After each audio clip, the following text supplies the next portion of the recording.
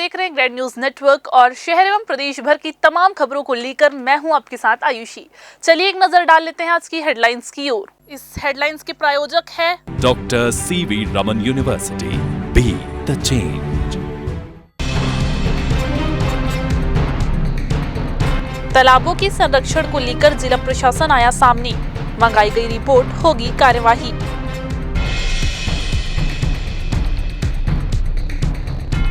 नक्सल मुक्त राज्य बनाने का लिया गया संकल्प, डिप्टी सीएम अरुण का दावा, डबल इंजन की सरकार करेगी वादा पूरा।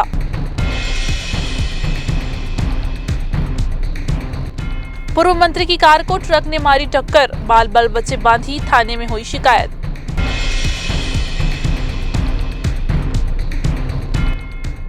और मोहल्ले में पशु की मौत को डॉग लवर बता रहे हत्या, पुलिस मामले की जांच में जुटी है।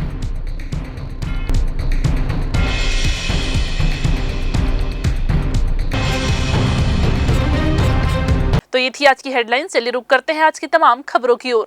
बिलासपुर शहर में मौजूद तालाबों पर हो रहे अतिक्रमण को लेकर अब जिला प्रशासन सख्त हो गया है।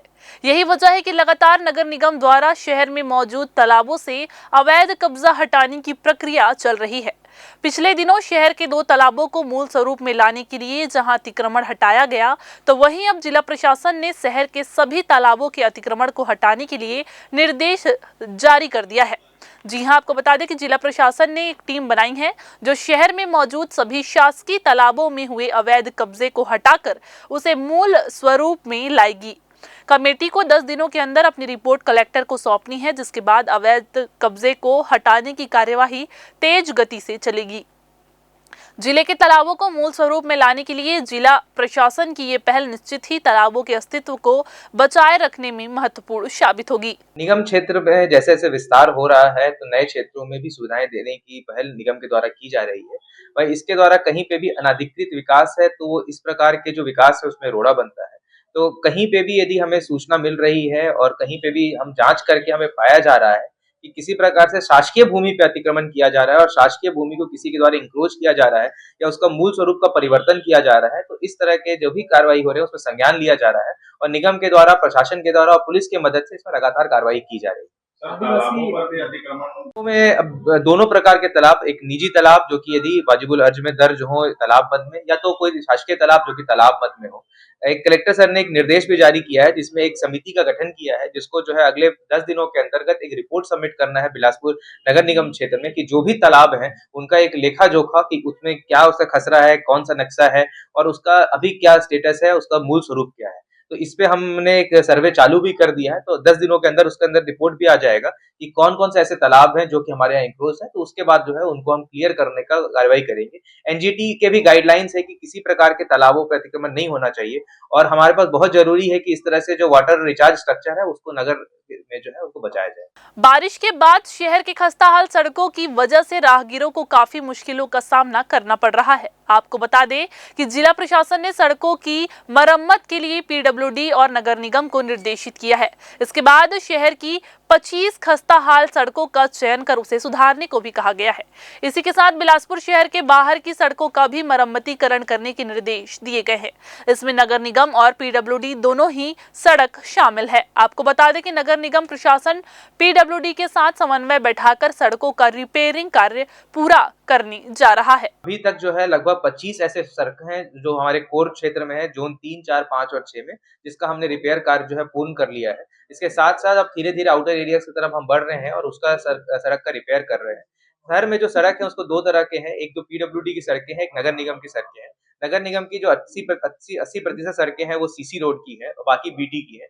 तो हम जल्द से जल्द लगभग 1 वीक के अंतर्गत हमारे बीटी का रिपेयर पूर्ण कर लेंगे और पीडब्ल्यूडी के साथ इसके साथ हम अच्छा सामंजस्य बैठा के उनके रोडों का भी हम क्वालिटी का चेक करेंगे ताकि अच्छे से सारे रोड का रिपेयर इस माह के अंत तक पूर्ण हो जाए। इधर भारत माता स्कूल बिलासपुर में विकसित भारत की थीम पर ईवी टेक 2024 का आयोजन किया गया। यहाँ डिजिटल इंडिया के तर्ज पर आर्टिफिशियल इंटेलिजेंस, स्टेम, कॉमर्स विषय पर प्रदर्शनी का आयोजन भी किया गया। आपको बता दें कि प्रदर्शनी में कंप्यूटर और रोबोटिक्स सेक्शन में रोबोटिक्स पर एक से बढ़कर एक मॉडल प्रस्तुत किए गए। 30 प्रिंटर से 3D मॉडल को तैयार कर जनसामान्य को उसकी उपयोगिता के बारे में भी समझाया गया। साइंस सेक्शन में जनसामान्य की समस्याओं को हल करने के लिए दैनिक जीवन में विज्ञान को अपने प्रादर्श के द्वारा हल किया है। कॉमर्स सेक्शन में डिजिटल मार्केटिंग, उद्योग, परिवहन व संचार, जिनकी जरूरत किसी उद्योग के शुरुआत करने के लिए जरूरी होती है, इस कॉन्सेप्ट को बड़ी अच्छे तरीके से समझाया गया। फूड कोर्ट के माध्यम से सामानों की बिक्री और खरीदी को बड़ी आसानी से आम लोगों को समझाया गया। प्राइमरी सेक्शन में बच्चों ने खेल खेल में विज्ञान को आसानी से समझा। कार्यक्रम का उद्घाटन शहर विधायक अमर अग्रवाल ने किया। उन्होंने बच्चों के इस प्रयास को सराहा है। स्कूल के इको क्लब को संयुक्त राष्ट्र संघ द्वारा ग्रीन फ्लैग प्राप्त होने पर शाला परिसर को बधाई दी गई है। जी हां, उन्होंने पूरे प्रदर्शनी का अवलोकन कर बच्चों के प्रयास की प्रशंसा की।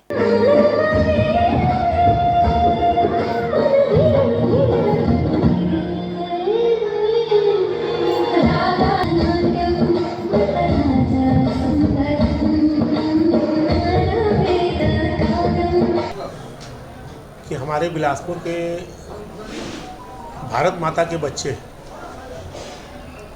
लगातार पर्यावरण के क्षेत्र में काम कर रहे हैं और मैंने अनेकों अवसर पे देखा है, और वही कारण है कि 22, 23 और 23, 24 में हमारे यहाँ के भारत माता के बच्चों को राष्ट्रीय विजेता का पुरस्कार मिला।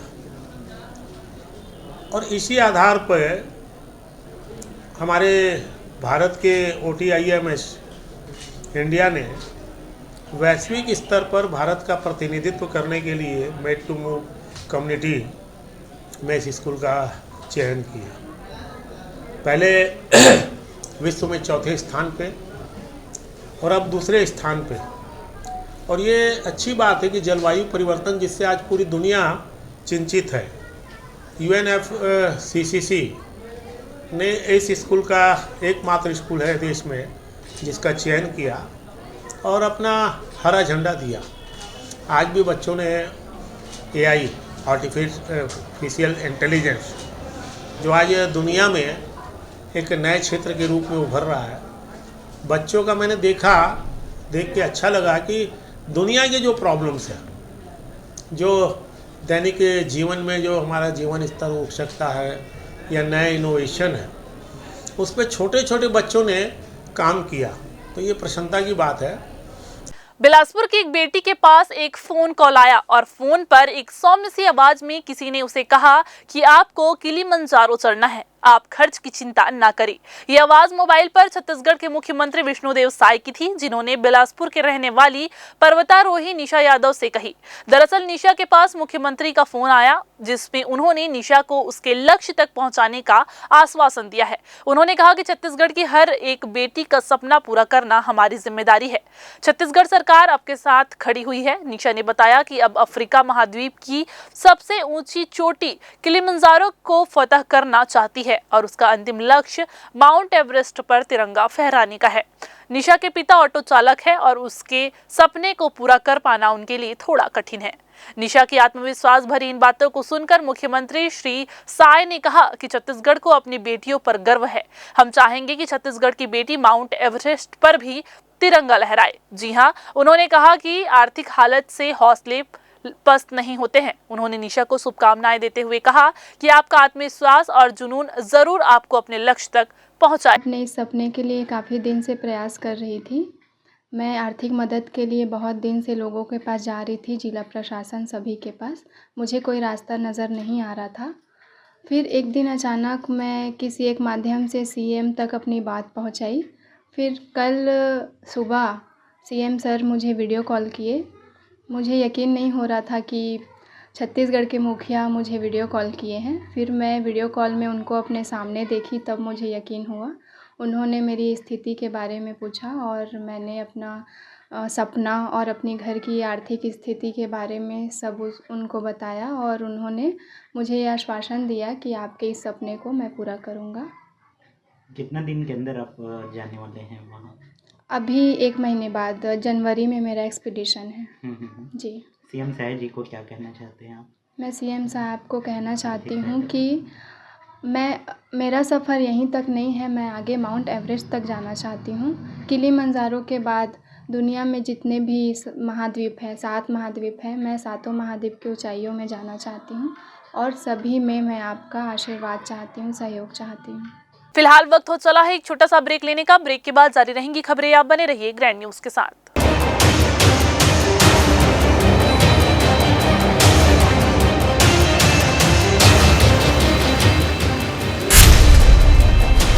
Dr. C.V. Raman University offers high-quality education to students, particularly those from difficult geographical areas of central India. The flourishing 70-acre campus boasts of more than 120 state-of-the-art laboratories, smart classrooms, research centers, and a plethora of on-campus facilities that provide easy access. Dr. C.V. Raman University. Baloda बाजार वाले Rakesh jewellers विगत 20 वर्षों से आपके शहर एवं आसपास के अंचल में एक विश्वसनीय नाम। सोने एवं चांदी के आभूषणों के निर्माता एवं विक्रेता।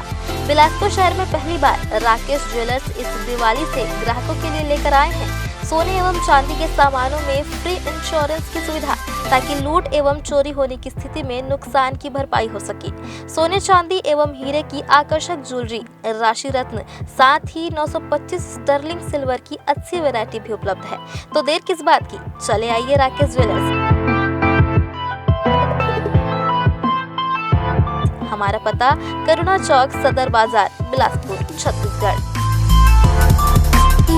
ब्रेक के बाद आप सभी का स्वागत है। छत्तीसगढ़ के डिप्टी सीएम अरुण साव ने कहा कि विधानसभा चुनाव के समय छत्तीसगढ़ की जनता से जो वादा किया गया था, विष्णुदेव सरकार उसे जरूर पूरा कर रही है। छत्तीसगढ़ के बस्तर को नक्सल मुक्त कराने का प्रयास जारी है। उस दिशा में केंद्र सरकार, राज्य सरकार सुरक्षा बलों के माध्यम से कड़ी ताकत से काम कर रही है। साथ ही बस्तर ओलंपिक कार्यक्रम के माध्यम से बस्तर के युवाओं को आगे बढ़ाने का और विकास के कार्यों को आगे ले जाने का कार्य भी किया जा रहा है। कांग्रेस पार्टी पर हमला करते हुए साव ने कहा कि कांग्रेस पार्टी के नेता अपने 5 साल के कार्यकाल को क्यों भूल रहे हैं। कांग्रेस ने सैकड़ों करोड़ का शराब घोटाला किया है। छत्तीसगढ़ की जनता को शराबबंदी का धोखा दिया है। यही नहीं, घर घर, मोहल्ले मोहल्ले में शराब बेचा गया।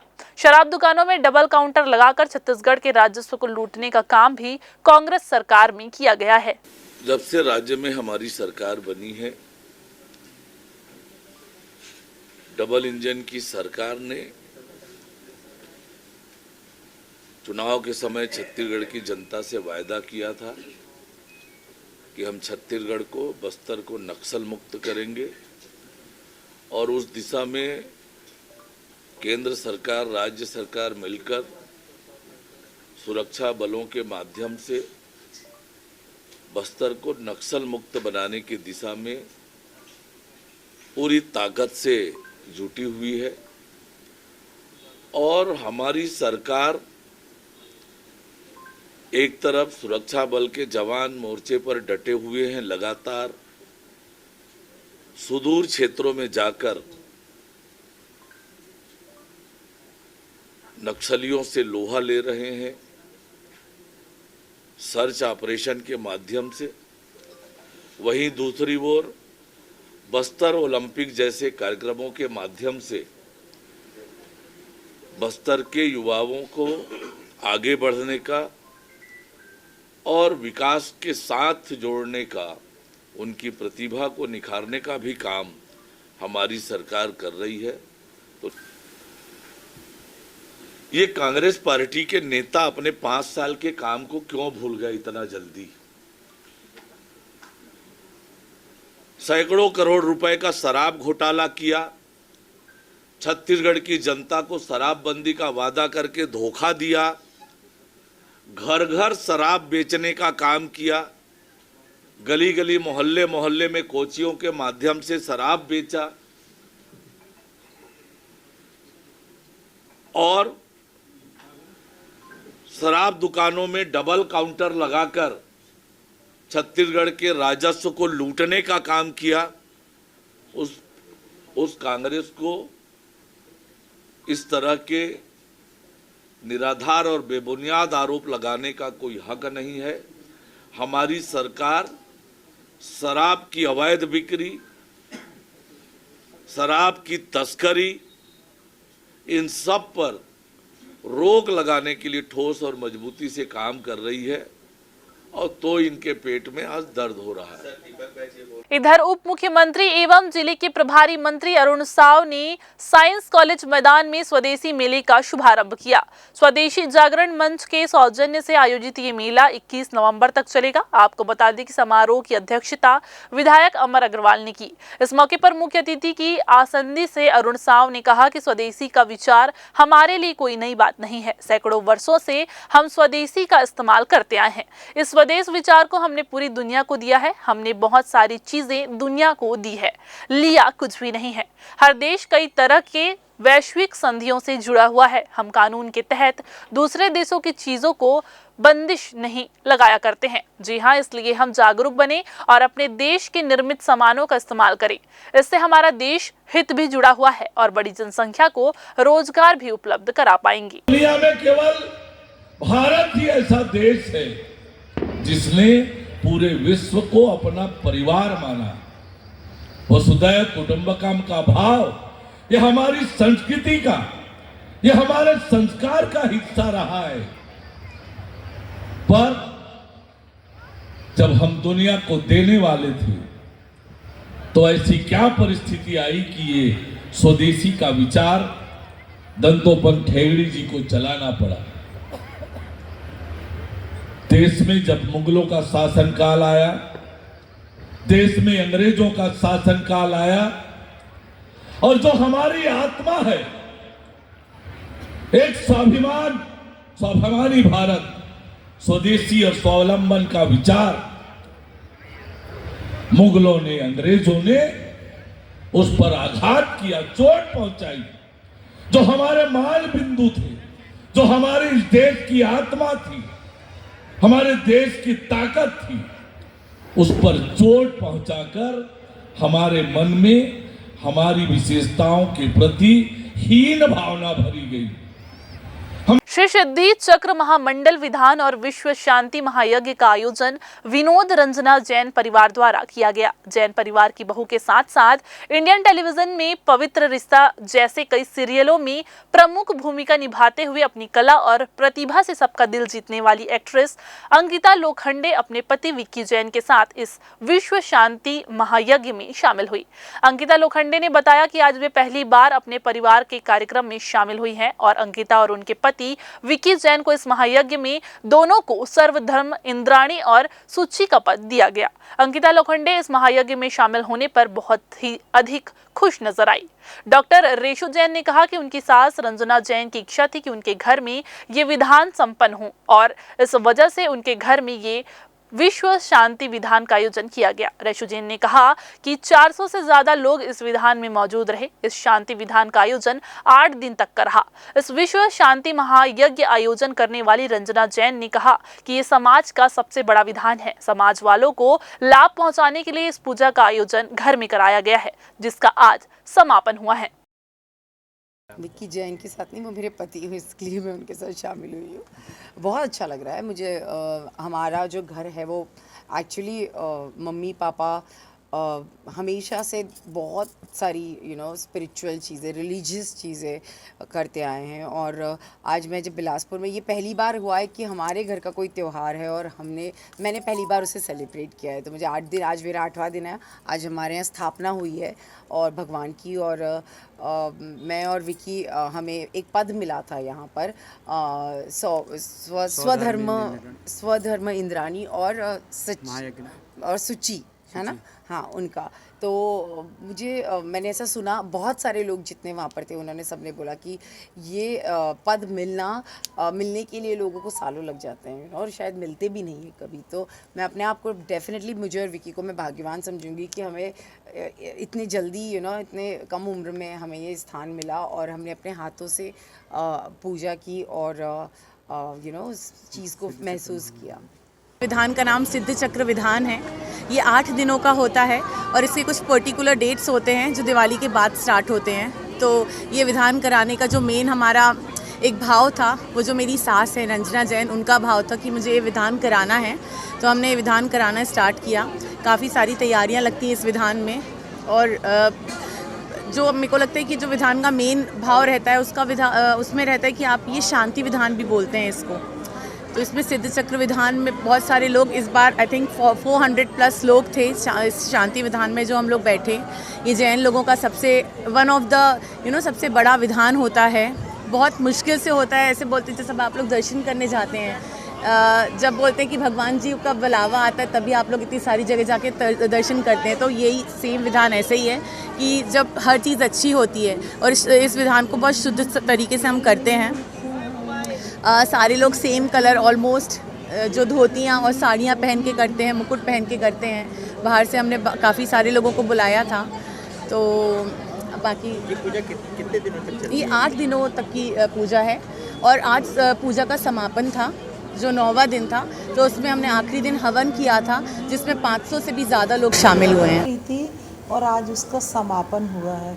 हवन हुआ और आज समापन हो गया। हम लोगों के बहुत दिन से भाव थे कि अपन हर जगह जाके कुछ कुछ करते रहते हैं, समाज वालों को लाभ नहीं मिलता।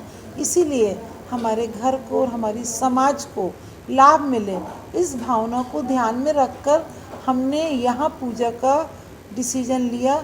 लेकिन बहुत अच्छा लगा। जो कराने आए थे वो भैया लोग भी बहुत ज़्यादा होशियार थे। वो हमारे गुरुदेव के समझ लीजिए अनन्य भक्त हैं और बहुत ही ज्ञानवान थे। उन्होंने खुद गाया, नहीं तो जनरली लोग गाने वालों को सौंप देते हैं गाना तो उतना आनंद नहीं आता। लेकिन उन्होंने एक एक शब्द खुद पढ़ा, खुद गाया। हम लोगों को बहुत अच्छा लगा। हमारी पूजा जैसा चाहते थे उससे भी कई गुना अच्छी हुई। और आज का जो जुलूस निकला है वो तो हमारे बिलासपुर में पहली बार, ऐसा लगता न भूतो न भविष्यति, कभी इस तरह का कुछ नहीं हो सकता जो हो चुका है 8 दिन में। जय जी। आपको शुभ नाम बताएंगे? फिर से वक्त हो चला है एक छोटा सा ब्रेक लेने का। ब्रेक के बाद जारी रहेंगी खबरें, आप बने रहिए हमारे साथ।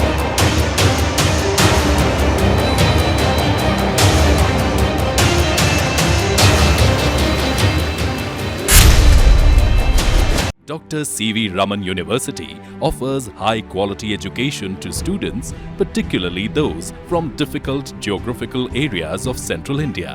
The flourishing 70-acre campus boasts of more than 120 state-of-the-art laboratories, smart classrooms, research centers, and a plethora of on-campus facilities that provide easy access. Dr. C.V. Raman University. Baloda बाजार वाले राकेश ज्वेलर्स विगत 20 वर्षों से आपके शहर एवं आसपास के अंचल में एक विश्वसनीय नाम, सोने एवं चांदी के आभूषणों के निर्माता एवं विक्रेता। बिलासपुर शहर में पहली बार राकेश ज्वेलर्स इस दिवाली से ग्राहकों के लिए लेकर आए हैं सोने एवं चांदी के सामानों में फ्री इंश्योरेंस की सुविधा, ताकि लूट एवं चोरी होने की स्थिति में नुकसान की भरपाई हो सके। सोने चांदी एवं हीरे की आकर्षक ज्वेलरी, राशि रत्न, साथ ही 925 स्टर्लिंग सिल्वर की अच्छी वैरायटी भी उपलब्ध है। तो देर किस बात की, चले आइए राकेश ज्वेलर्स। हमारा पता करुणा चौक, सदर बाजार, बिलासपुर, छत्तीसगढ़। ब्रेक के बाद आप सभी का एक बार फिर से स्वागत है। छत्तीसगढ़ शासन के पूर्व मंत्री कृष्णमूर्ति बांधी की कार को तेज रफ्तार ट्रक ने जोरदार ठोकर मार दी है। जी हां, आपको बता दें कि इस हादसे में पूर्व मंत्री सुरक्षित है, लेकिन उनकी कार क्षतिग्रस्त हो गई है। ये घटना मस्तूरी के जोंधरा चौक के पास की बताई जा रही है। पूर्व मंत्री के ड्राइवर की शिकायत पर मस्तूरी पुलिस ने मामला दर्ज कर लिया है और आगे की कार्रवाई भी कर रही है। 11 नवंबर 2024 को थाना गौरेला क्षेत्र के सरिस्ताल गांव में अज्ञात युवक का शव मिलने की सूचना पर अतिरिक्त पुलिस अधीक्षक ओम चंदेल के नेतृत्व में डीएसपी साइबर दीपक मिश्रा और थाना गौरेला और साइबर सेल की टीम डॉग स्क्वाड और फॉरेंसिक टीम के साथ घटनास्थल पर पहुंची थी। आपको बता दें कि प्रारंभिक पंचनामा के दौरान शव लगभग 5 से 6 दिन पुराना लगने के कारण शव से मिले अन्य पहचान चिन्ह के आधार पर पुलिस ने शिनाख्ती शुरू की। तो देर शाम अज्ञात शव की पहचान थाना गौरेला क्षेत्र के जोगीसार गांव के 30 वर्षीय युवक बेचू सिंह धनवार के रूप में हुई। मृतक बेचू सिंह धनवार रोजी मजदूरी करने उत्तर प्रदेश गया हुआ था। लगभग 1 माह पहले जब बेचू जोगीसार में था तब मृतक का गांव के रामेश्वर धनवार और उसके पुत्रों से पैसे के लेन देन के मामले में विवाद हुआ था, जिसके बाद वह वापस काम करने उत्तर प्रदेश चला गया था। मृतक 5 नवंबर को आमजगढ़ से वापस अपने गांव जोगीसार आया था, जो शाम को शराब पीकर घूम रहा था, जिसे मौका पाकर रामेश्वर धनवार और उसके बेटे राम भरोसे और राम प्रताप ने मिलकर बांस की लाठी और टांगी से ताबड़तोड़ वार करके मार दिया और बाद में देर रात मोटरसाइकिल पर ले जाकर शव को सरिस्ताल के निकट पिकनिक स्पॉट के पास खेत से लगे एक गड्ढे में रख दिया। वापस आकर साक्ष्य मिटाने के लिए अपने घर के पास स्वयं के कपड़े और मृतक का मोबाइल भी जला दिया। जीपीएम पुलिस टीम ने मूल घटना स्थल और जलाए हुए साक्ष्य को फॉरेंसिक टीम के साथ रिकवर किया है और साइंटिफिक एविडेंस कलेक्ट किए हैं। जी हां, आपको बता दें, साथ ही गाड़ी से भागने की तैयारी कर चुके आरोपियों रामेश्वर धनवार और उसके बेटे राम प्रताप व राम भरोस को भी घेराबंदी कर जोगीसर के निकट जंगल से गिरफ्तार कर लिया गया है। 11 तारीख को हम लोग को सरिस्ताल गांव में एक अननोन बॉडी मिली हुई थी और उस पर मर्ग कायम करके हमारी टीम जांच कर रही थी और इसकी पहचान हुई, वो बेचू सिंह धनवार गांव जोगीसार का है, उसके रूप में पहचान हुई थी और ये आजमगढ़ यूपी में काम करता था और 5 तारीख को ये वापस आया था। इस आधार पर हमारी टीम ने जब पूछताछ करते हुए गए तब एक चश्मदीद गवाह मिला जिसने ये बताया कि इसका 1.5 महीने पहले जोगीसार के जो लोग हैं, जो मेन आरोपी हैं, उन लोगों के साथ में इसका विवाद हुआ था और जैसे ही इनको मौका मिला तो शाम को इसके साथ में इन लोगों ने शराब पी और इसको फिर डंडे से इसकी हत्या किए और हत्या करने के बाद में बाप और दोनों बेटे इसको मोटरसाइकिल से ले जा करके जो सरिस्ताल के पास में जहाँ से हम लोग को बॉडी मिली थी वहाँ पर उस बॉडी को रख दिए थे। हम लोगों ने इसमें सारे फॉरेंसिक्स वगैरह के आधार पर जांच की और इसमें ये पता चला कि तो बाप और 2 बेटे हैं वो पुराने रंजिश को लेकर के इसकी हत्या की है। तो हम लोगों ने रामेश्वर धनवार और उसके दोनों बेटे राम प्रताप और राम भरोस, इन दोनों को गिरफ्तार कर लिया है और इसमें जो भी एविडेंसेस हैं वो कलेक्ट किए जा रहे हैं और अभी आज हम लोग इन तीनों को रिमांड पे जेल भेज रहे हैं। वन विभाग के अफसरों की लापरवाही से सरकारी खजाने को लाखों के नुकसान की भरपाई की मांग को लेकर सामाजिक कार्यकर्ता व अधिवक्ता पुष्पराज सिंह ने छत्तीसगढ़ हाईकोर्ट में जनहित याचिका दायर की है। दायर याचिका में बताया गया कि इस संबंध में उन्होंने पहले वन विभाग के आला अफसरों को पत्र लिखकर जानकारी दी थी, कहीं से भी समुचित जवाब नहीं मिला। आपको बता दें कि वन विभाग के साथ ही खनिज विभाग को भी इस संबंध में जानकारी दी गई। पेंड्रा क्षेत्र में वन विभाग के अंतर्गत 121 एनीकटों का निर्माण किया जा रहा है। इसके लिए बड़ी संख्या में ट्रक हाईवा के जरिए रेत और गिट्टी खनिज पदार्थों की सप्लाई भी की गई है। नियमानुसार प्रत्येक वाहन से रॉयल्टी रसीद लेकर ही बिलों का भुगतान किया जाना था। वन विभाग के कर्मचारियों ने रॉयल्टी पर्चे देखे बिना ही खनिज परिवहनकर्ता को पूरा भुगतान कर दिया था। मामले की गंभीरता को देखते हुए खनिज विभाग ने जांच शुरू कर दी है। ठेकेदार से 1,24,520 रुपए की वसूली की जानी है। राज्य शासन के जवाब के बाद हाईकोर्ट की डिवीजन बेंच ने जवाब पेश करने का निर्देश दिया है। इसके लिए शासन को 2 सप्ताह की मोहलत भी दी गई है। इधर छत्तीसगढ़ के कांकेर और नारायणपुर जिले की महाराष्ट्र सीमा से लगे अमुजमाड़ क्षेत्र में सुरक्षा बलों और नक्सलियों के बीच भीषण मुठभेड़ चल रही है। इस मुठभेड़ में 2 जवान घायल हुए हैं, जिन्हें इलाज के लिए श्री नारायण हॉस्पिटल में भर्ती कराया गया है। आपको बता दें कि एक जवान हीरामन के राइट जांघ में गोली लगी है, दूसरे जवान के सिर पे चोट लगी है। ये जो दूसरा जवान है उसे पत्थर से चोट लगने की संभावनाएं भी बताई गई है। डॉक्टरों ने हीरामन यादव का ऑपरेशन करने की जरूरत बताई है, हालांकि उन्होंने जान के खतरे वाली बात से इनकार कर दिया है। कितना गोलीबारी हुआ, कैसे हुआ ये? सुबह 6 बजे से स्टार्ट हुआ तो 11 बजे तक, अभी भी शायद चल रहा होगा। हम लोग इधर आ गए। ये 2 जवानों को कैसे चोट कहाँ पे लगी है बताइए? चोट कहाँ लगी थी दोनों जवान? एक जवान की जंघे में लगी है और एक जवान की सिर।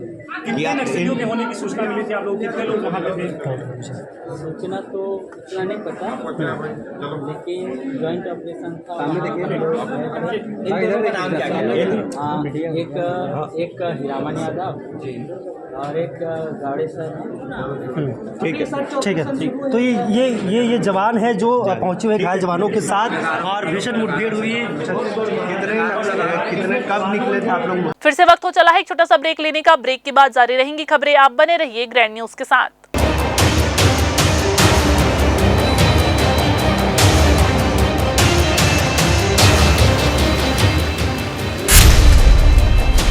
Dr. C.V. Raman University offers high-quality education to students, particularly those from difficult geographical areas of Central India.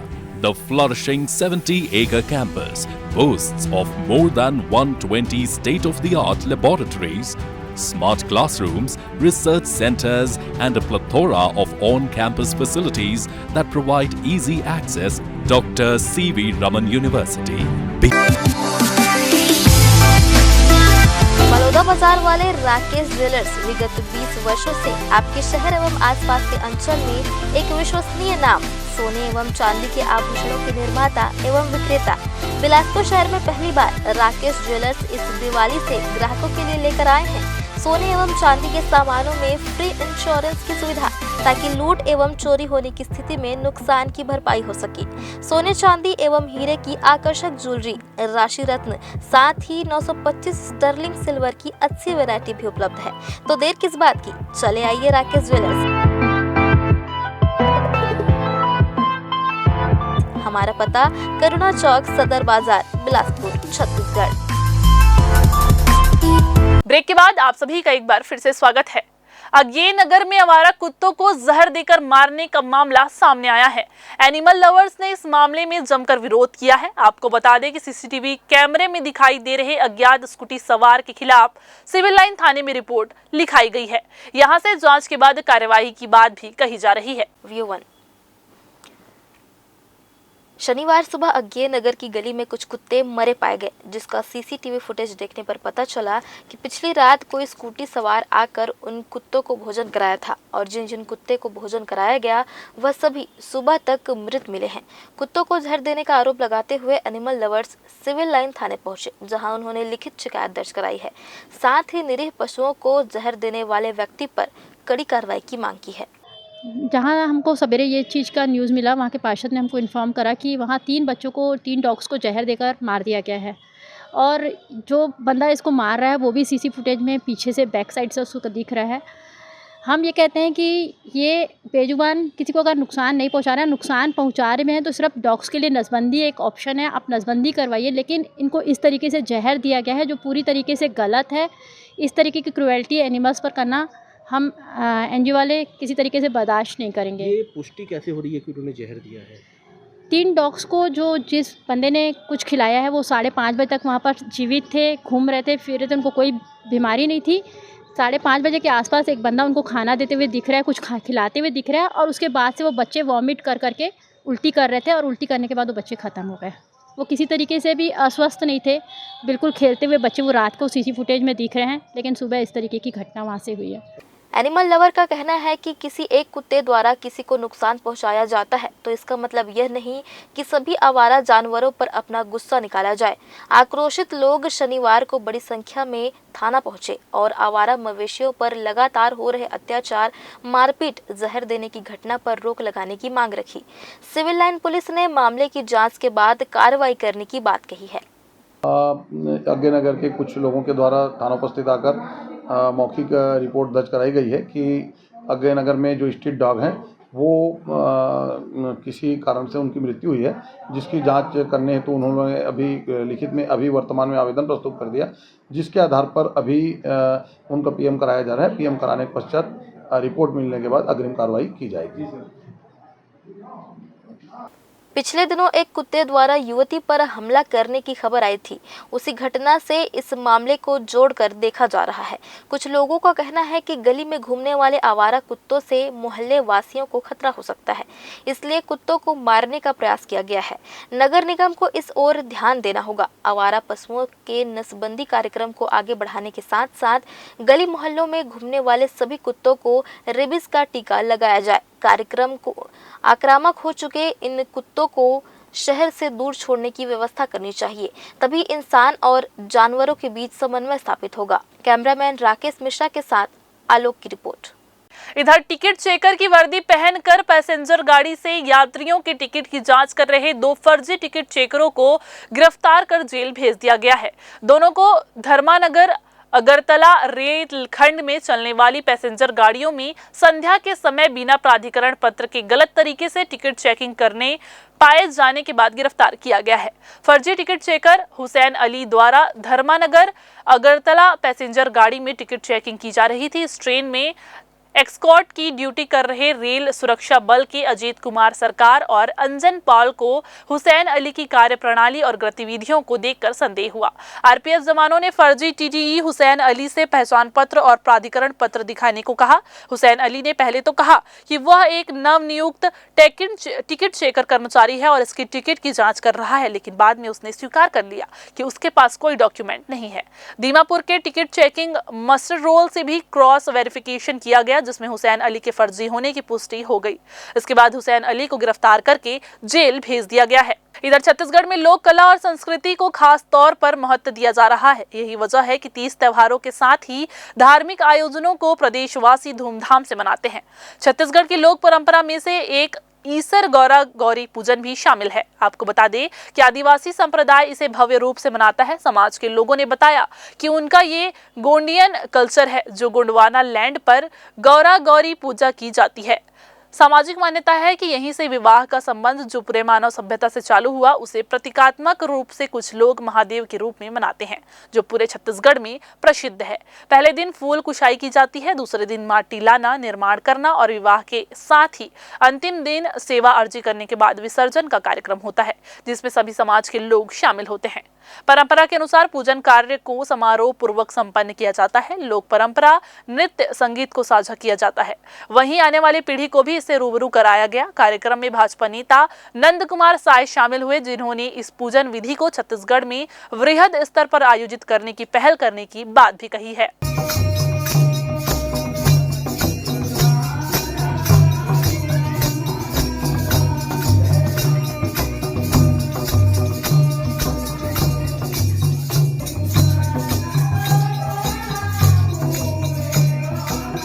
देखिए, हमारी ज़मीन पर पुराने हमारे पुरखा लोग, हमारे पूर्वजों के ज़माने में और बड़ा विस्तृत होता था ये जो गौरा गौरी है, महादेव और पार्वती का प्रतिरूप है और उसी को पहले खास करके जनजाति समाज मानता है। हम एक नाम आप सुने होंगे, बूढ़ादेव के नाम से जानते हैं। बूढ़ादेव और कौन नहीं, महादेव ही हैं।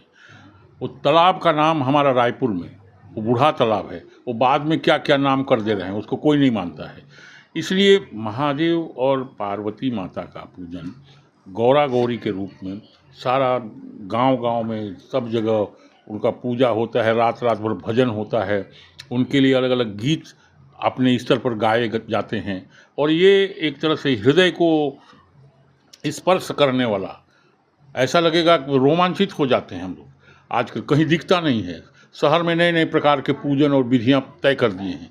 इसलिए ये जो गौरा गौरी का पूजा है, ये फिर से हमारी उस प्राचीन संस्कृति को पुनर्स्थापित करने का एक नया अभियान शुरू हुआ है और हम चाहते हैं कि हर गांव में, हर मोहल्ले में, हर गली में इस तरह का गौरा गौरी पूजन होना चाहिए। पूरे 2 दिनों तक ये हमारा गोंडियन कल्चर जो है, गोंडवाना लैंड पे 44वां शंभू शेख का एक गौरी गौरा पूजा होता है, जिसमें विवाह, जैसे हमारी सामाजिक मान्यता है कि यहीं से विवाह का संबंध जो पूरे मानव सभ्यता में चालू हुआ, उस प्रतीकात्मक रूप से कुछ लोग इसे महादेव के रूप में मानते हैं, हम लोग ईश्वर गौरा के रूप में मानते हैं। उसके प्रतिरूप में आज हम गौरी गौरा पूजा पूरे छत्तीसगढ़ में प्रसिद्ध है और ख़ास करके गोंडियन समुदाय इसको बहुत बृहद रूप में करता है। पहले दिन फूल कुचाई करते हैं, दूसरे दिन माटी लाना और फिर निर्माण करना और पूरा विवाह का, और अंतिम दिन सेवा अर्जी करने के बाद विसर्जन का हमारा कार्यक्रम रहता है, जिसमें पूरे सामाजिक जन और पूरे समाज, छत्तीसगढ़ के पूरे समाज बड़े धूमधाम से सम्मिलित होते हैं। तो ये थी आज के बुलेटिन की तमाम खबरें। अगली बुलेटिन में फिर होगी आपसे मुलाकात। तब तक के लिए पूरी टीम के साथ मुझे दीजिए इजाजत। नमस्कार।